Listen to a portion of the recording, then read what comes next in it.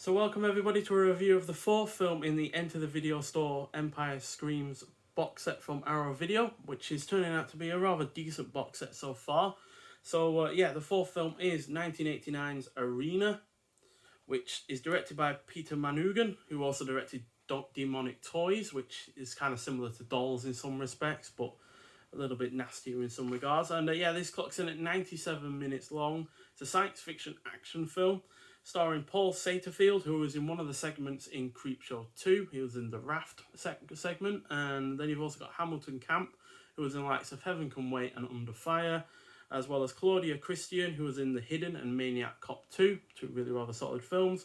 And then finally, Mark Alaimo, who was in Total Recall, Hardcore, and Tango and Cash.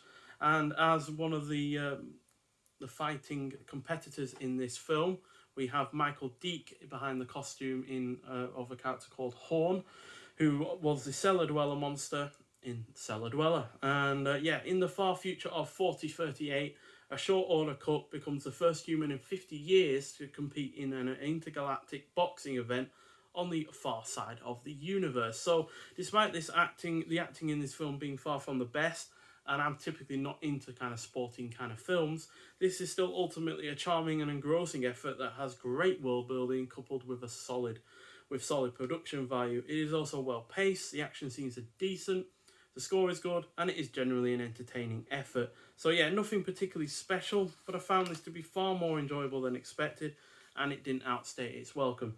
It is also the first film in this box set that I find to feel like a proper film, thanks to its extended length and the better narrative structure, because the other films are all under 80 minutes. Dungeon Master was an anthology, so it's kind of broken up, so it didn't feel like a fully free-flowing kind of film. Dolls pretty much threw you into the film straight away. It didn't really take any real time to build up characters all that much, and Cellar Dweller was even worse than that because of the 11-minute prologue and credits. So but this definitely feels more of its of a film, to be honest.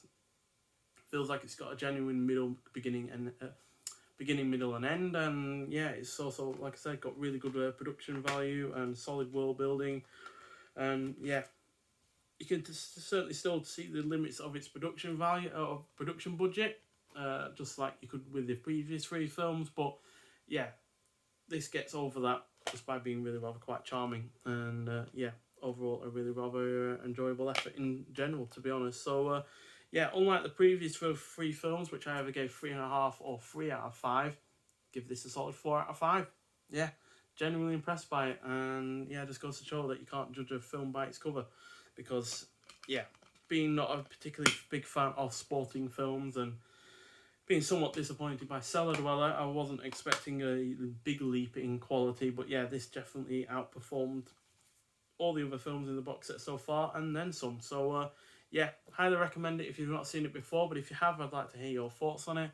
But nonetheless, thank you for watching, and I'll see you in the next one. Bye.